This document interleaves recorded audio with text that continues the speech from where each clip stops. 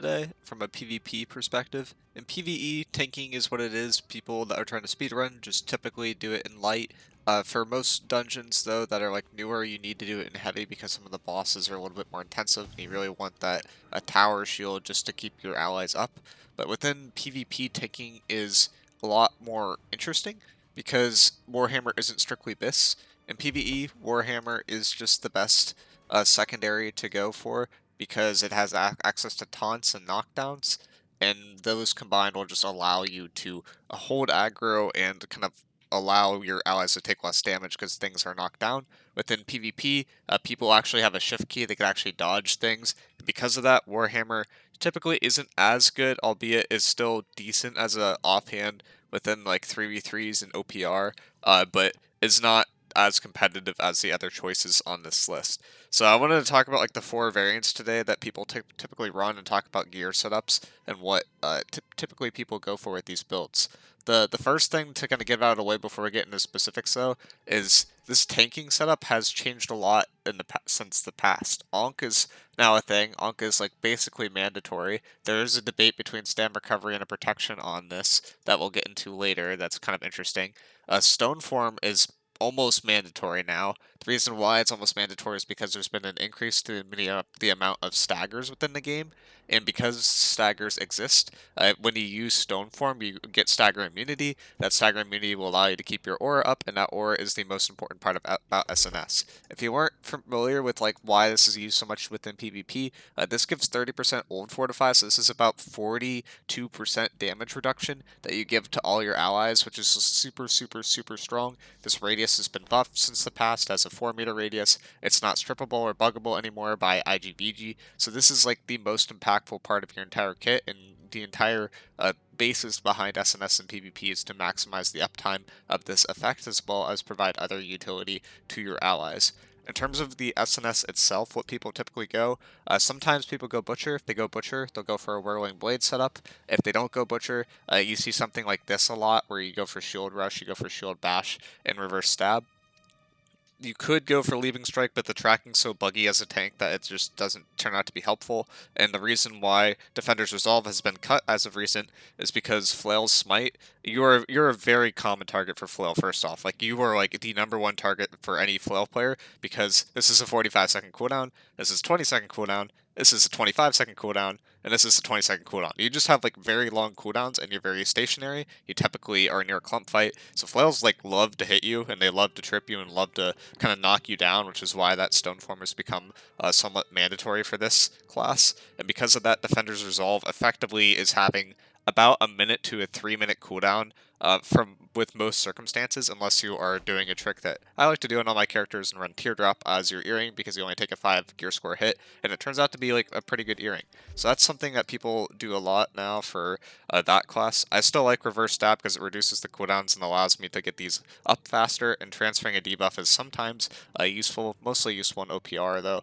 A lot of tanks have been just going Whirling Blade, Shield Bash, and Shield Rush though, and that seems to be very common. The only reason why I don't do that is because I don't have the Butcher yet. If I had the Butcher, I would very likely try to do something similar along those lines. The advantage that the Butcher gives is this Whirling Blade will apply bleed stacks. Those bleed stacks will give you ult charge, and ult charge turns out to be like very difficult to get with this class in particular at times. There are some secondaries that offer a better resource for ult charge, but Whirling Blade with the Butcher is by far the most consistent and best source of ult charge from a tank perspective. So that's something that's noteworthy there, is typically when you're going for a tank, you're looking for a Butcher. I don't have a Butcher because it hasn't been Dynasty Week I think it's only been Dynasty Week once, and I didn't get it that week because I was doing other stuff that week. So we have not been able to acquire that yet. So this is not like a best set by any means, but it's a work in progress. In terms of what you want on your gear, my gear isn't best out yet. I still need to work on my last piece here, but you typically want a lot of Elemental Aversion, a lot of Invig, and a lot of health. Elemental Aversion particularly is interesting because versus Detonate, this is the most effective perk in the game, which is the main reason why it's run. That Elemental Aversion will provide basically a flat damage reduction versus Detonate versus all other effects. Typically there's a large amount of base damage, but versus Heart Runes, for some reason, Heart Runes don't have a lot of base damage associated with them, so this perk just tends to get more value. And by that I mean normally like a Fire Staff will have like 200% base damage, so taking 4.5% off 200 is like not a ton, right? But if you're taking 4.5% off 100, that's a lot, because this 4.5% isn't actually a percent reduction. It's just subtracting that a number that the person normally has for their base damage by that amount. So typically, base damage isn't super effective, but it turns out to be very effective versus detonate. And with this class, you are looking to ward towards debuffs that will reduce your armor, which is why we like Invig a lot. And then we also typically are looking to have some sort of reduction versus detonate kind of clump fight situations, which is why elemental version is really good.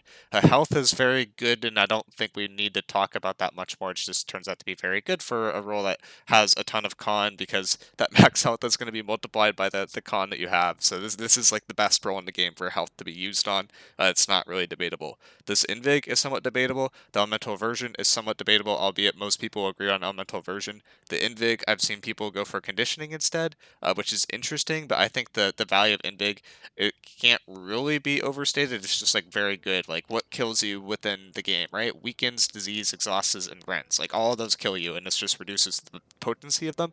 Some people argue that you'll have 100% uptime in all these debuffs anyway, so what's the point of even trying to ward against them?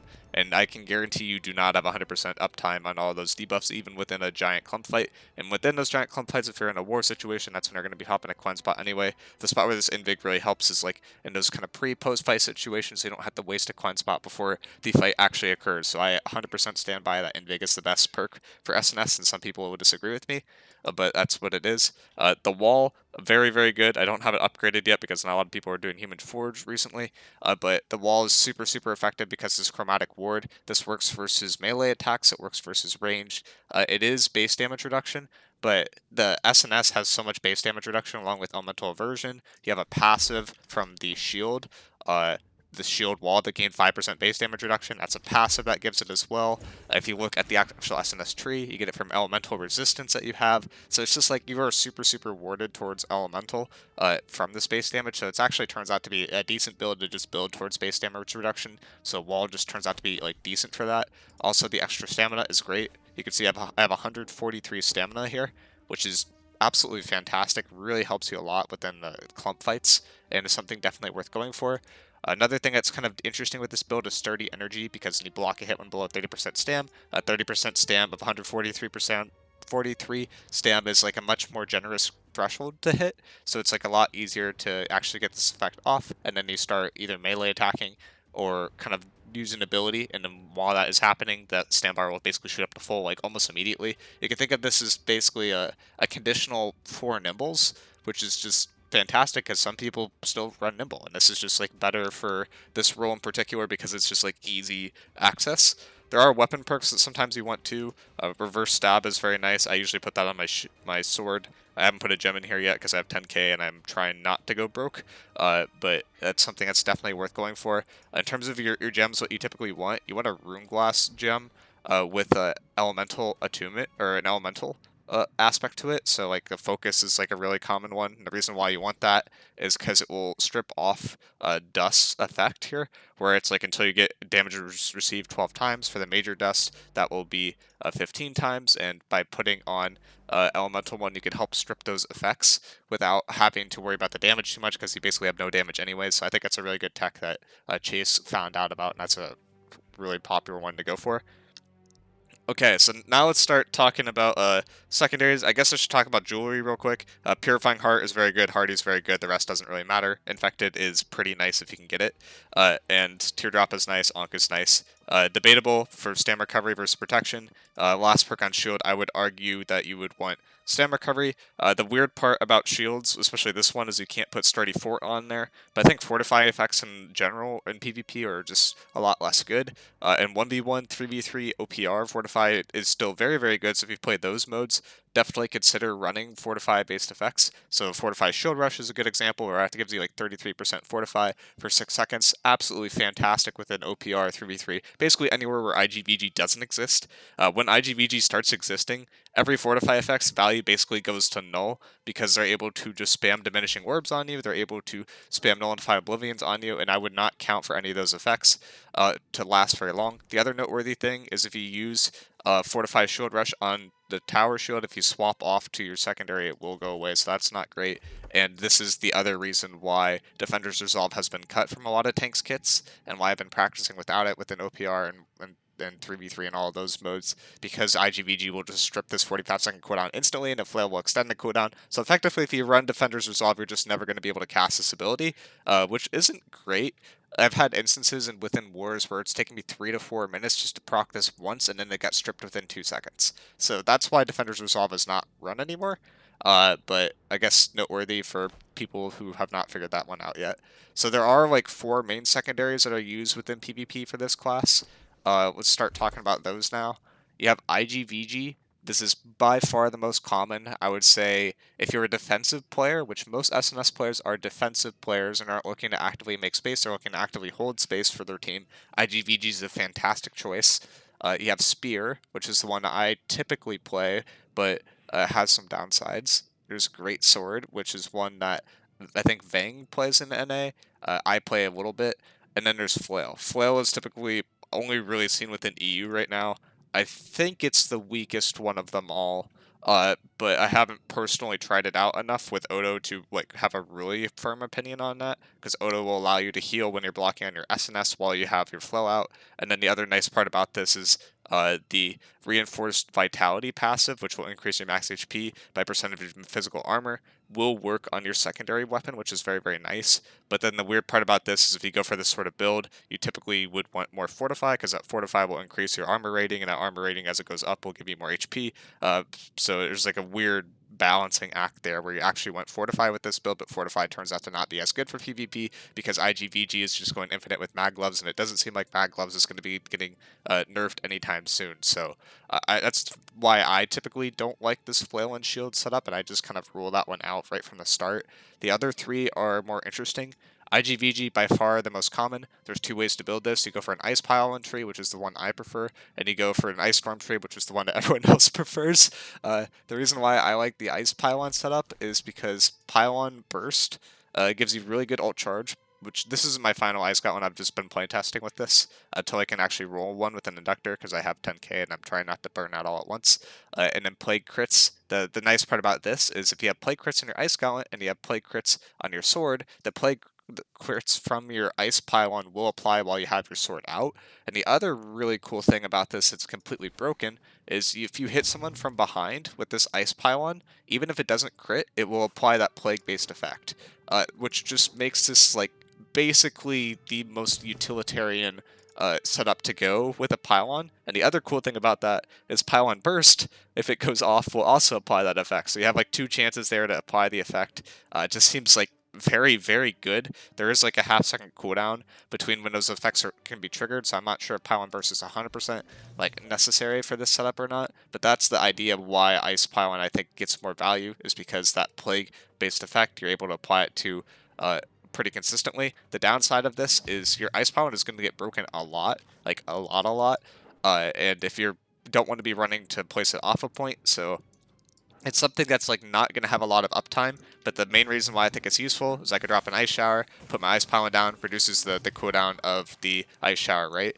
And it will also reduce the cooldown of my Tomb. So there's like stuff like that that's like very easy to synergize with Ice Pylon with, which is like harder to do with the Storm itself. You do basically are going to be holding this Ice Pylon for a while, though. You don't want to be using it like mid-fight, so it's just like a tool basically to use for that Deadly Frost, or for that Ice Shower.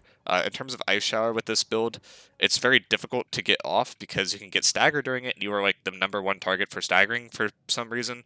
Like you just literally can't play the game in half the wars because you're just getting staggered over and over and over again. The only way to counterplay them is to block them, but if people surround you, you're not gonna be able to do that. That as an aside, Ice Shower, you don't have grit when you cast, so it's very, very common. They only get like one of these ticks down, like just 1, 2, 3, 4, 5. You only get like one down before you actually get staggered by like a Path of Destiny or something, and that won't get off, which is the main downside I think of Ice Gauntlet. You can also get staggered out of going into Tomb, which is very, very frustrating. And the best way to counterplay that is if you use your Ice Shower after you pop your Heart Rune, then you will be able to have that cast go off 100% of the time. So something I like to do, like within OPR that I've been doing, is I'll pop the Stone Form, and then I'll drop the ice shower and I'll drop my ice pylon behind that, and then I'll kite through the ice shower back to safety or something like that. And they typically will ignore the ice pylon. If they hit the ice pylon, that's buying me time to disengage, and that's something that I like with this setup a lot. So I think this is like a really good defensive setup. If you're not frontlining, it's also a lot easier to get that ice shower down, a lot easier to get value out of that ice pylon. So I think if you're a passive SNS, this is definitely a good build to go for. But if you're a more aggressive SNS like I am, this is a harder build to get value out of when you are more aggressive. Moving on to other offhands here. We have Spear, which I think is the one I play the most and I'm like kind of comfortable talking about.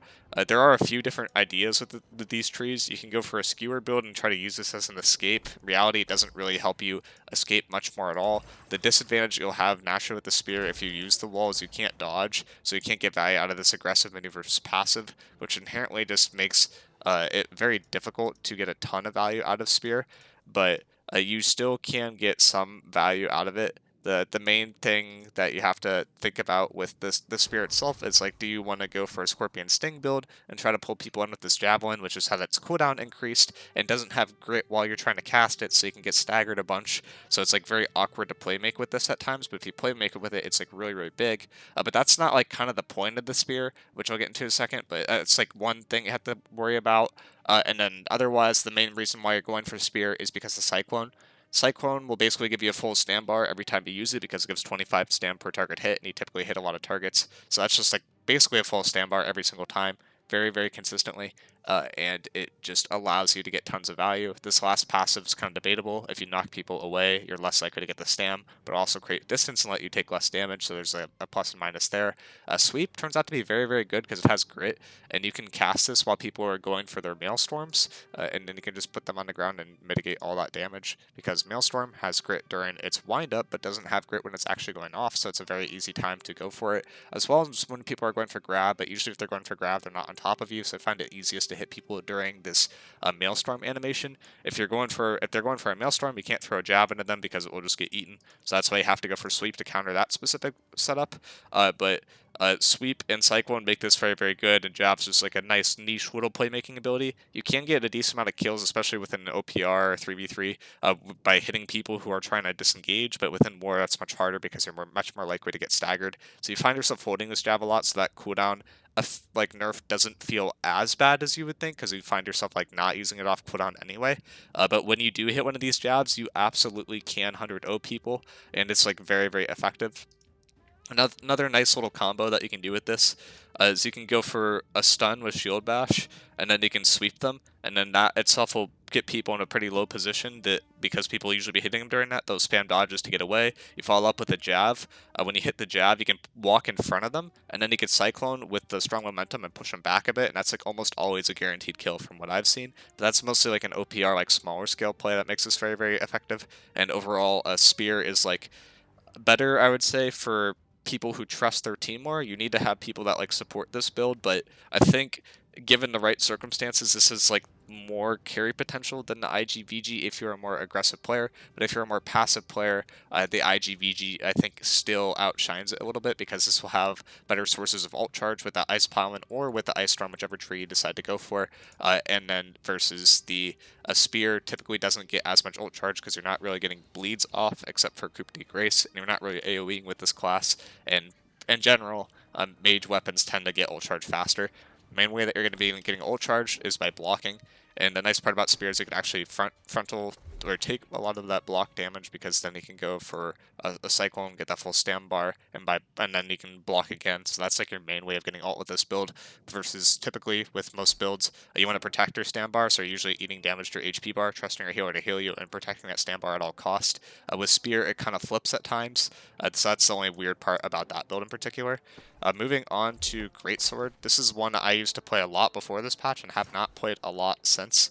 There are like two ideas I think with Greatsword, but the main plus that you have with this is Relentless Rush allows you to disengage on a clump, and this is like the only way to live like those 15v5 like huge clump dives right now. If you're on IG, you pop a tomb, you're very likely to die coming out of that, but it's possible to live the tomb pop into stone form if you are being healed, but it's like very, very sketchy. With Spear, you're basically dead every single time. You're just have your aura up the whole time, and you're just hoping your healer keeps you up, and you're gonna not get staggered. But you are very likely dead if you're super outnumbered. With Greatsword, though, you're able to disengage with the Relentless Rush because this will get you out of any root-based effects, and that on top of a Flail's passive that they give to you, where you're going to be immune from flowing stability, will allow you to kind of not get rooted and just basically walk away from those clumps, get on the edge of them, and then shield again. So I think Greatsword has like the highest survivability rate within like large scale, if that makes sense, because of that specifically. That being said, it typically is not as popular because, again, if you're a defensive player, which most SNS players are, IG will just let you do that anyway because it could just drop an ice shower and back up. But if you are like really in there and you're kind of like leading the charge, kind of in holding that space for your allies as much as possible, and people typically are hitting you a lot, Greatsword is great for disengaging. You could pop the Rupture, which will apply a weaken to people and a slow if you have the perk on it, which is very, very nice. This is a 625 gear score thing. I probably wouldn't run this in a war right now, but or 625 gear score Greatsword, I'm still working on getting a better one. And Rupture will apply that slow. We'll get rid of some debuffs, we'll push people out if you have that perk, and the weaken is like the main thing that's very, very nice. And then you also become uninterruptible, so you can't get staggered after you do this, which is also kind of nice because that's kind of annoying. And then the last perk, usually it's a debate between Calamity Counter and Steadfast. Steadfast will allow you to secure solo kills. Calamity Counter I kind of like within OPR because it will let me live a little bit better if I'm just getting like 5v1'd and I don't really have allies that I need to be shielding. Calamity Counter will let me block attacks, and then I'll be able to knock people back with the Jagged Counter, or with the Calamity Counter, and then the Jagged Counter will allow me to gain ult charge like relatively quickly because it's applying a bleed based effect, and that bleed will allow me to get my Stone Form, and that Stone Form will let me walk away, and then I can follow up with Relentless Rush. You get the idea. This is like the best class in terms of living if you're alone on an island, but if you have support, some of the other classes can be a little bit better. So that's like my kind of thoughts on taking within PvP right now. I don't really have a BIS setup to show you guys yet, or be really confident saying, hey, everyone should be running this tank setup, because there are just not enough wars for me to play tank in right now because the gear requirement's so high for this class, within all the artifacts that you need. Like you need the wall, you need to hit Ankh, and then you likely want to hit Butcher as well. So that's 3 artifacts that you need to hit. This one's from PvP track, this one's from a random week, and then the Butcher's from another random week. So it's like a lot of intensive like prep work for this class at a very high level to get everything like perfectly suited out. That being said, it can still be effective without those artifacts, but they will help you a lot.